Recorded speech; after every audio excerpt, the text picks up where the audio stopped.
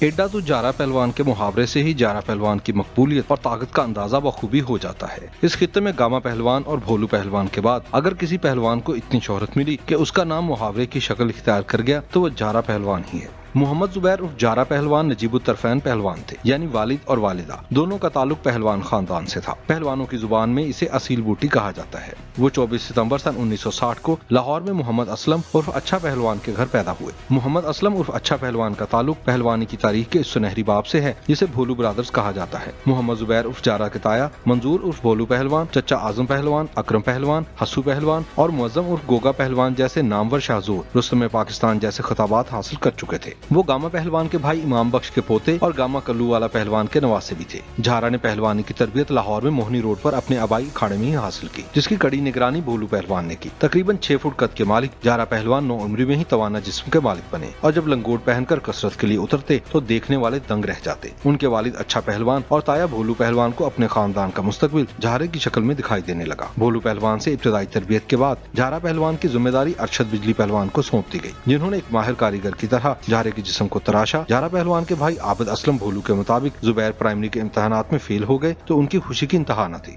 کیونکہ اب وہ پڑھائی کرنے کی بجائے پہلوان بن سکتے تھے۔ لہٰذا محمد زبیر جارے کی تربیت سکول کی بجائے اکھاڑے میں شروع ہوئی۔ 18 برس کی عمر میں وہ پہلی بار ملتان کے زوار پہلوان کا سامنا کرنے کے لیے میدان میں اترے تھے۔ جارے پہلوان کا یہ پہلا مقابلہ تھا اور بھولو پہلوان اسے محمد زبیر سے جارا پہلوان بنتا دیکھنے کی امید لگائے بیٹھے تھے۔ محمد زبیر نے ان کے خواب کو تعبیر دینے میں دیر نہ لگائی اور چند ہی لمحوں میں زوار پہلوان کو چت کر کے جارا پہلوان کے منصب پر فائز ہو گئے۔ جارے پہلوان کا بڑا مقابلہ 27 جنوری سن 1978 کو گوگا پہلوان گجرانوالیہ سے ہوا۔ قذافی اسٹیڈیم لاہور شائقین سے کھچا کھچ بھرا ہوا تھا۔ یہ مقابلہ صرف 17 منٹ جاری رہ سکا، کیونکہ محمد زبیر گوگا پہلوان کو چت کر کے اکھاڑے میں اپنی حکمرانی کی گھنٹیاں بجا چکے تھے اور اسی طرح گاما پہلوان کے خاندان اور بھولو برادران کو پہلوانی میں جانشین مل گیا تھا۔ یہی وہ وقت تھا جب بھولو برادران کے ایک پروموٹر سلیم صادق نے جاپان کے انتونیو انوکی پہلوان سے جارے پہلوان کا معاملہ اٹھایا۔ جارے پہلوان کے چچا اکرم پہلوان 2 سال قبل انوکی کے ہاتھوں چاروں شانے چت ہو چکے تھے، بلکہ انوکی نے ان کا کندھا بھی اتار دیا تھا۔ بھولو برادران اب حساب چکانے کا سوچنے لگے تھے۔ فری اسٹائل کشتی کا یہ مقابلہ نہ صرف جارا پہلوان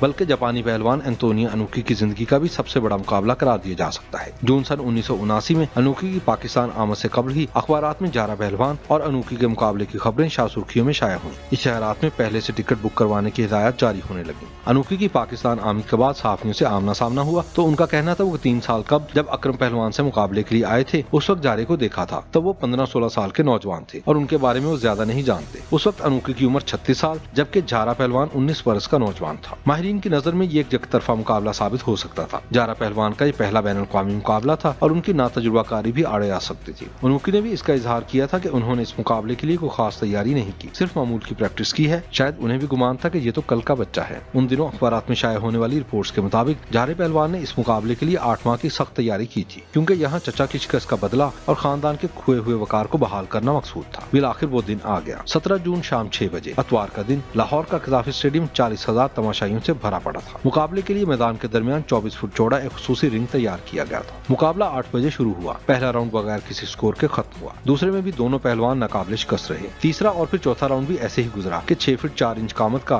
دیونما انوکی پہلوان اس 19 سالہ نوجوان پر قابو پانے میں ناکام رہا۔ 5ویں راؤنڈ میں بھی ایسی ہی صورتحال رہی کہ کمنٹیٹرز نے مقررہ وقت کے ختم ہونے کا اعلان کر دیا۔ گھنٹی بجی تو انوکی جارا پہلوان کے پاس آیا اور اس کا ایک ہاتھ پکڑ کر فضا میں بلند کر دیا۔ ایسا کرنا تھا کہ عوام کے جذبات کا سمندر امڑ آیا۔ ان کا خیال تھا کہ انوکی نے شکست تسلیم کر لی ہے۔ باضابطہ اعلان سے قبل ہی عوام نے جارا پہلوان کو کندھوں پر اٹھا لیا اور نعرے بازی شروع ہو گئی۔ ایسی بھگدڑ مچی کہ پولیس کی لاٹھی بھی قابو میں نہ رہی۔ جارا کے حامیوں نے فتح کا جشن منانا شروع کر دیا، جبکہ انوکی کے مینیجر کا اصرار تھا کہ یہ مقابلہ برابری پر ختم ہوگا۔ جارا پہلوان اور انوکی کے مقابلے سے جو نتیجہ نکلا، بھولو برادران اسے اپنی فتح سے تعبیر کرتے رہے۔ دوسری جانب وہ پہلوانی کے وہ بنیادی سبق بھولنے لگے جو گاما اور امام بخش پہلوان کی روایت ہے۔ گاما پہلوان کا ماننا تھا کہ پہلوانی طاقت نہیں برداشت کا نام ہے، لیکن جارا پہلوان کامیابی کے نشے میں اتنا بہک گیا کہ اس کو راہ راست پر لانے کی تمام تر کوششیں رائیگاں جاتی رہیں۔ شاہد نذیر چودھری اپنے طویل مضمون وہ پہلوان جنہوں نے تاریخ رقم کی میں سن 1981 کا واقعہ کچھ یوں بیان کرتے ہیں۔ ایک روز جارا ٹیکسالی کے باہر ایک کباب فروش کے پاس کھڑا تھا۔ اس کی آنکھیں خمار سے بھری تھیں۔ نشے کی انتہا کا اثر یہ تھا کہ کبابوں کی اشتہا سے کباب فروش کے تمام کباب ہڑپ ہو گئے۔ جارا سارے کباب کھا گیا۔ یکایک اس کی طبیعت خراب ہو گئی اور کہہ کرنے لگا۔ اسے فوراً اسپتال لے جایا گیا۔ ڈاکٹر نے جب انکشاف کیا کہ جارا کو ہیروئن کی لت پڑ گئی ہے تو بھولو برادران کے رہے سے اوسان بھی خطا ہو گئے۔ جارا پہلوان ابھی عروج کے نشے میں नहीं था कि वो नशे की दलदल में फंसना शुरू हो गया। उस पर दादागिरी और भत्ता लेने के इल्जामात भी आयद होना शुरू हो गए। भोलू पहलवान ने इनसे नाराजगी का इजहार भी किया, लेकिन दुनिया गामा पहलवान के खानदान में कुश्ती के आफ्ताब को गुरूब होता देख रही थी। इसी दौरान जारा पहलवान की शादी गोगा पहलवान की बेटी सायरा बानो से कर दी गई, जो साबिक वज़ीर-ए-आज़म नवाज शरीफ की अहलिया कुलसूम नवाज की भी कजन है। खानदान के बुजुर्गों की जानिब से उन्हें दोबारा अखाड़े में लाने की कोशिश की जाती रही। सन 1984 में उन्होंने अपनी आखिरी कुश्ती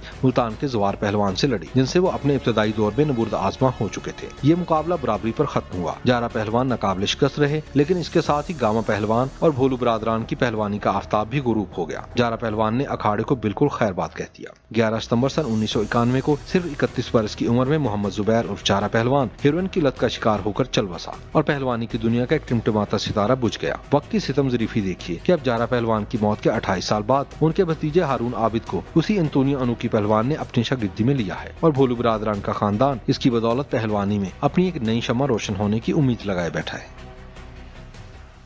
YouTube पर गूगली न्यूज देखने के लिए youtube.com की सर्च बार में गूगली न्यूज टीवी टाइप करें। गूगली न्यूज के पेज पर सुर्ख रंग के सब्सक्रिप्शन वाले बटन पर क्लिक करना ना भूलिए। YouTube पेज पर अपलोड होने वाली वीडियोस से बाखबर रहने के लिए बेल आइकन पर क्लिक कीजिए। आपको हर नई वीडियो के बारे में नोटिफिकेशन मौसूल हो जाएगा।